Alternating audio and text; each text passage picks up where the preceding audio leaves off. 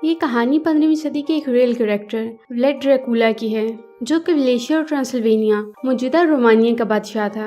उसके बारे में तारीख में भी आया है कि उसके पास बहुत ज्यादा पावर्स थी, जिनकी मदद से वो एक छोटी सी रियासत का बादशाह होकर भी वक्त की सुपर पावर ऑटोमन एम्पायर से टकरा गया और खून की नदियां बहा दी। कहा जाता है कि वो वैम्पायर बन गया था। वैम्पायर वो होते हैं जो कि इंसानों की तरह दिखते हैं, लेकिन वो इंसानी खून पीकर जिंदा रहते हैं और धूप में नहीं रह सकते। सनलाइट उनकी मौत है। ये वो वक्त था जब ऑटोमन एम्पायर यानी सल्तनत उस्मानिया अपने अरूज पर थी। व्लाड बचपन में ऑटोमन एम्पायर मौजूदा तुर्की के सुल्तान की एक रॉयल फौज का हिस्सा था। व्लाड और उसके साथ सैकड़ों बच्चों को साथ ट्रेनिंग दी गई और उन्हें सुल्तान की एक एलीट फौज में रखा गया, जिनमें सबसे ज्यादा जानबाज सिपाही व्लाड बना। लेकिन बाद में वो वहाँ से किसी तरीके से निकल गया और अपनी रियासत का बादशाह बनकर रूल करने लगा। लेकिन वक्त एक दफ़ा फिर उसे उसी मुकाम पर ले आया, क्योंकि इस बार उसका बेटा गुलाम बनने जा रहा था और अब उसे अपने बेटे को बचाना था, क्योंकि वहाँ बच्चों पर बहुत जुल्म किया जाता था, जो कि व्लाड नहीं चाहता था कि उसका बेटा वो सब कुछ देखे। इस पुरानी कहानी में हम एक बादशाह को देखते हैं जिसका नाम व्लाड है। सब लोग उसे बहुत प्यार करते हैं और वो भी अपनी राया से बहुत प्यार करता है। वो हर कीमत पर अपने लोगों की प्रोटेक्शन करना जानता है और वो ये भी चाहता है कि उसकी रियासत में हर तरफ अमन और खुशहाली हो। एक दिन ये बादशाह अपनी नॉर्मल रूटीन चेक के लिए जंगल की तरफ जाता है, जहाँ उसे अपने दुश्मन मुल्क के किसी सिपाही का हेलमेट मिलता है, जिसको देखकर समझ जाता है कि दुश्मन मुल्क के लोग इसके मुल्क में घुस आए हैं। वो समझ जाता है कि ये हेलमेट किसी जासूस सिपाही का होगा और दुश्मन कोई प्लान बना रहा होगा। उन्हें शक होता है कि दुश्मन मुल्क के सिपाही हमारे ही मुल्क में सबसे ऊंचा पहाड़ है उसमें होंगे और वो वहाँ पर छुप गए होंगे। व्लाड और उसके साथी सोचते हैं कि हमें अभी से उस पहाड़ पर जाना चाहिए ताकि हम अपने दुश्मनों को मार दें और जो भी मैसेज होगा वो उनके बादशाह तक ना पहुँच सके। कुछ ही देर बाद वो उस पहाड़ के अंदर चले जाते हैं ताकि दुश्मन को ढूंढकर मारा जा सके। लेकिन वहाँ पर मौजूद एक वैम्पायर उन सब पर अटैक कर देता है। ये सब वैम्पायर से लड़ने की कोशिश करते हैं, लेकिन वैम्पायर बहुत तेजी से इन सबको कुचल डालता है। ये बहुत अजीब क्रिएचर है, ना इंसान है और ना ही जानवर है। व्लाड के दोनों साथी यहाँ पर मारे जाते हैं, लेकिन उसकी किस्मत अच्छी थी कि उसके वैम्पायर से बचते बचते थोड़ा सा पीछे चला गया, यानी वो धूप में आ गया था और वैम्पायर धूप में नहीं आ सकते, इसलिए व्लाड की जान बच गई और व्लाड वापस अपने महल में आ जाता है। वापस पहुंचते ही व्लाड सबसे पहले किंगडम के पादरी यानी प्रीस्ट से मिलता है और उससे उस वैम्पायर के बारे में पूछता है कि वहाँ पर वो मॉन्स्टर कौन था। मैंने आज से पहले ऐसी चीज कभी नहीं देखी। प्रीस्ट बताता है कि उस पहाड़ में एक मॉन्स्टर रहता है, एक शैतान है जो खून का प्यासा है। तुम्हारे साथियों को उसी ने मारा है। इसके अलावा प्रीस्ट ये भी बताते हैं कि पहले वो मॉन्स्टर इंसान हुआ करता था, लेकिन इवल यानी शैतान की बातों में आकर वो मॉन्स्टर बन गया, यानी एक वैम्पायर बन गया। वो पिछले कई सालों से उस पहाड़ में कैद है और आगे भी वो उसी में कैद रहेगा, उस वक्त तक जब वो किसी को अपनी बातों में फंसाकर अपनी ताकत उसे न दे दे, अगले आने वाले इंसान को वो वैम्पायर बना दे। इसके बाद ही वो मुकम्मल इंसान बन सकता है, लेकिन आज तक उसे अपनी सोच के मुताबिक कोई ऐसा इंसान नहीं मिला।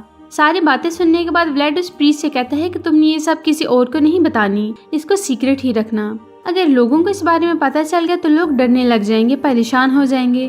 कुछ वक्त गुजर जाता है।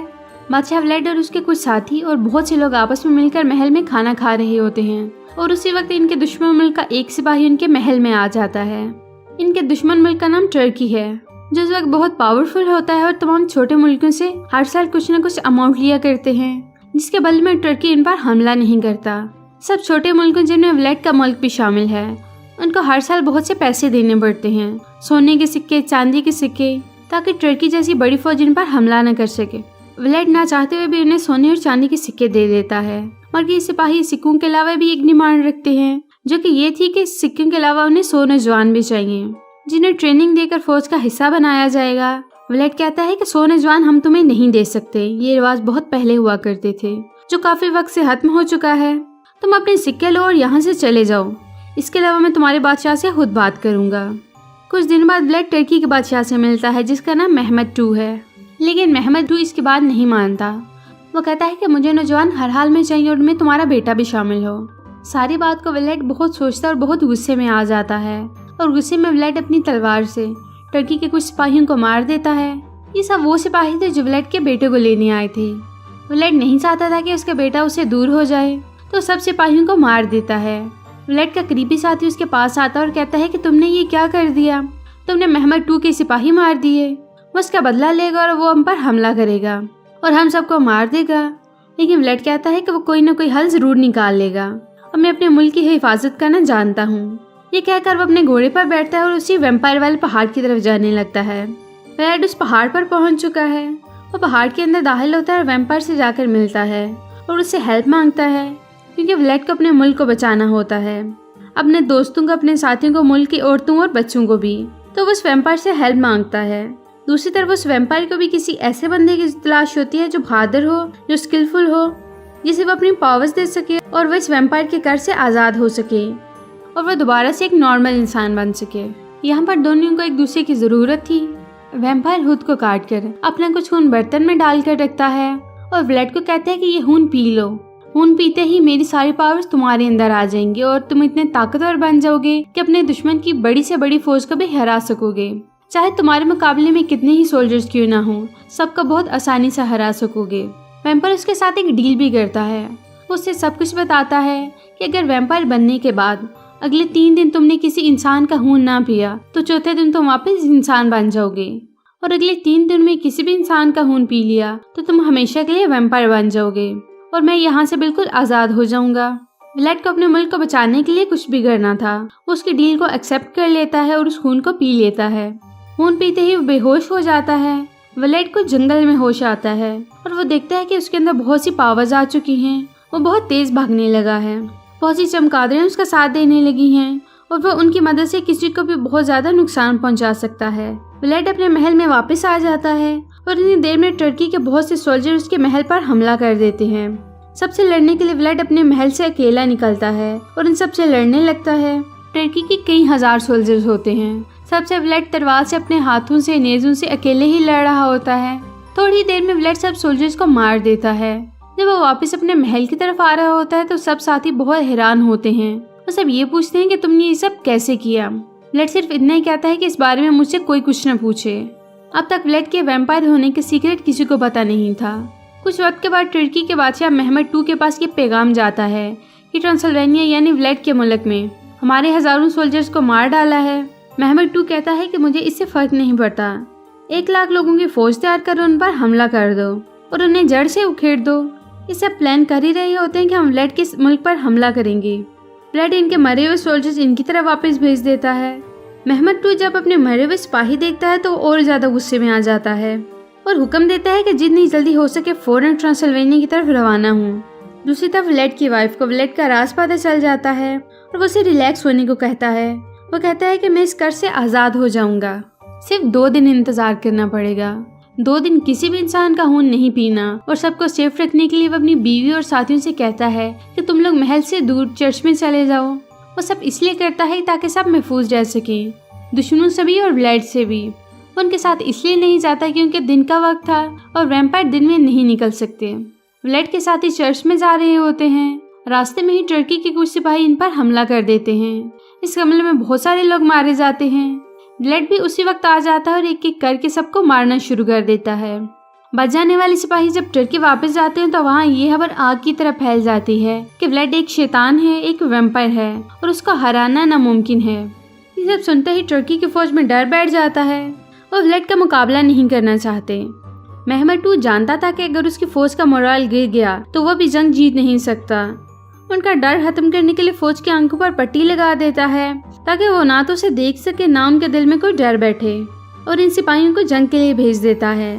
चर्च के प्रीस्ट को व्लेड का राज पता चल जाता है, उसके लोगों को भी, कि व्लेड एक वैम्पायर बन चुका है, जिस वजह से लोग उसे नफरत करने लगते हैं। उसको एक कमरे में बंद रखकर आग लगा देते हैं और उसको मारने की कोशिश करते हैं। लेकिन चूंकि व्लेड एक वैम्पायर है उस पर आग का कोई असर नहीं होता और अपने जख्मों को ठीक करके बाहर आ जाता है और अपने लोगों पर गुस्सा होने लगता है कि मैं ये सब तुम लोगों के लिए कर रहा हूँ, तुम्हारी हिफाजत के लिए मैं वैम्पायर बना हूँ और तुम लोग मुझे ही मार देना चाहते हो, और तुम लोगों के लिए मैंने अपनी फैमिली को छोड़ा है। व्लेड की बीवी उसके पास आती है और उसका गुस्सा ठंडा करती है और उसे कहती है कि सब ठीक हो जाएगा। बातें ही बातों में देर हो जाती है और टर्की की फौज यानी मेहमत 2 के सिपाही इनके मुल्क के अंदर दाखिल हो जाते हैं। सिपाही इनके महल के बहुत करीब पहुंच जाते हैं। व्लेड जानता है कि उसके पास इतने सिपाही नहीं हैं कि वो इतनी बड़ी फौज का मुकाबला कर सके। उसी चर्च में बहुत सारी चमगादड़ें भी होती हैं। ब्लेड अपनी पावर्स के जरिए उन चमगादड़ों को अपने काबू में करता है। उन चमगादड़ों के जरिए दुश्मन फौज पर हमला करता है, जिसकी वजह से उनके बहुत सारे सिपाही मारे जाते हैं और उतनी ही देर में ब्लेड खुद भी जंग के मैदान में उतर जाता है।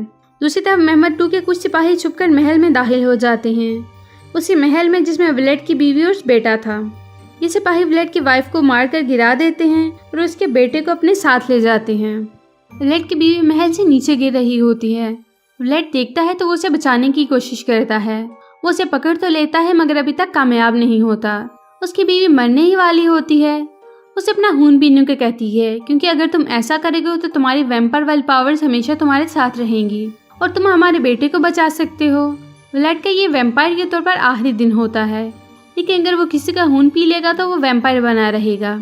इसलिए ना चाहते हुए भी वो बहुत रोता है और अपनी बीवी की गर्दन पर काट कर उसका खून पी लेता है और खून पीते ही ब्लेड हमेशा के लिए वैम्पायर बन जाता है।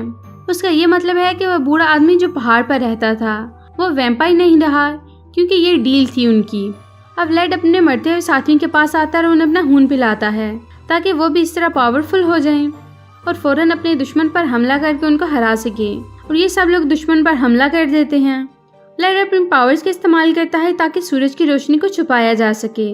ब्लेड चमगादड़ों और बादलों की मदद से दिन में भी रात का वक्त बना देता है। ब्लेड के सब साथी दुश्मन सिपाहियों को मारने लगते हैं। आखिरकार ब्लेड और मेहमत 2 आमने सामने होते हैं। मेहमत 2 जानता था कि ब्लेड वैम्पायर है, इसलिए वो अपने खेमे में बहुत ज्यादा चांदी के सिक्के जमा करके रखता है। वो इसलिए कि चांदी के सिक्के की बहुत तेज रोशनी होती है और दूसरा ये भी कि वैम्पायर चांदी से दूर भागते हैं। यही वजह है यहाँ पर ब्लेड की पावर्स काफी कम हो जाती हैं। बिलाखिर इन दोनों की लड़ाई के बाद बहुत मुश्किलों के बाद ब्लेड मेहमत 2 को भी हराकर जान से मार देता है। इसके बाद वो अपने बेटे को रिहा करवा लेता है और बाहर लेकर आ जाता है। वो अपने साथियों से पूछता है कि कितने लोग बाकी बचे हैं, तो उसके साथी कहते हैं कोई भी नहीं, सिर्फ तुम्हारे बेटे के अलावा। यानी अब उसके साथी ब्लेड के बेटे को भी मारना चाहते हैं और उसका खून पीना चाहते हैं। उसके सब साथी अब वैम्पायर बन चुके थे और ब्लेड ने ही ये गलती की थी। और ब्लेड का साथी उसके बेटे को मारने के लिए आगे बढ़ता है तो अपने ही साथी को नेज़े पर चढ़ाकर बहुत बुरे तरीके से मार देता है। इसको देखकर सब लोग डर जाते हैं और फौरन पीछे हो जाते हैं। यहाँ पर चर्च का प्रीस्ट आता है और ब्लेड अपने बेटे को उनके साथ भेज देता है ताकि वो महफूज रह सके। ये वक्त दिन का होता है। ब्लेड ने अपनी पावर्स को इस्तेमाल करके उसको रात का वक्त बनाया होता है, क्योंकि सूरज के सामने बहुत सारे बादल आ चुके होते हैं। ब्लेड अपनी पावर्स को दोबारा से इस्तेमाल करता है और बादलों को वहाँ से हटा देता है, जिस वजह से सूरज की रोशनी जमीन पर आने लगती है और सूरज की रोशनी से सब वैम्पायर मरने लगते हैं। वैम्पायर जलकर मरना शुरू हो जाते हैं और आहिस्ता आहिस्ता करके सारे मारे जाते हैं, जिसमें ब्लेड खुद भी शामिल था। जमीन पर सब वैम्पायर्स मर जाते हैं। ब्लेड के बेटे को उस मुल्क यानी ट्रांसिल्वेनिया का बादशाह बना दिया जाता है और फिर हम देखते हैं कि चर्च का प्रीस्ट ब्लेड के पास आता है और उसे अपना खून पिलाता है, जिसकी वजह से ब्लेड दोबारा जिंदा हो जाता है।